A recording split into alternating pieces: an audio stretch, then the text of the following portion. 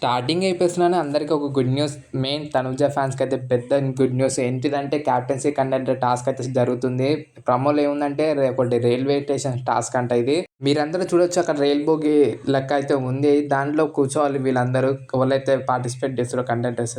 తర్వాతకి అల్లా driver seat అనేది ఉంటది. ఆ డ్రైవర్ సీట్‌లో మిగతా వాళ్ళు ఎవ్వళ్ళు కూర్చున్నా వాళ్ళ ఇష్టం వచ్చినోళ్ళని పీకి పడేయొచ్చు. కారణాలు చెప్పి తీసేయాలి.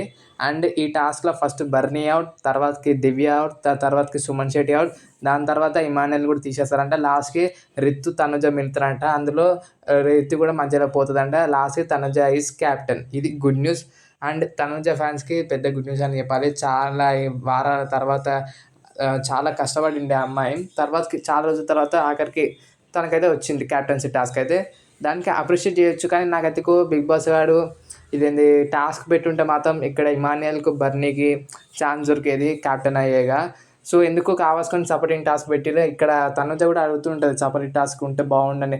ఆమె ఇలా అనడం వల్ల పెట్టడం వీళ్ళు సింక్ అవ్వడం. సో, తనుజకి కూడా అక్కడక్కడ నెగెటివ్ అయితుంది చాలా మందిలో. ఎందుకంటే ఆమె సపోర్టింగ్ టాస్క్ కావాలి బిగ్ బాస్ అని అడగడం అండ్ అదే టాస్క్ రావడం, అలాంటి టాస్క్‌లే రావడం ఆమెకి కొంచెం ఎక్కడనో అక్కడ నెగెటివ్ అయ్యేటట్టుంది. మీకు కూడా ఇలా అనిపిస్తే తప్పకుండా కామెంట్ చేయండి. తనుజ కాకుండా ఎవరికి క్యాప్టెన్సీ వచ్చుంటే బాగుండు అనిపించింది అది కూడా తప్పకుండా కామెంట్ చేయండి. అండ్ తనుజ ఫస్ట్ తప్పకుండా వీడియోని అయితే లైక్ చేయాలి. ఇంకా హైప్ కూడా కొట్టాలి. ఎందుకంటే ఇంత మంచి అప్డేట్ చెప్పినందుకు. ఇంకా వాళ్ళు చెప్పలేదు తనుజ క్యాప్టెన్ అయిందని. ఫస్ట్ మనమే చెప్తున్నాం.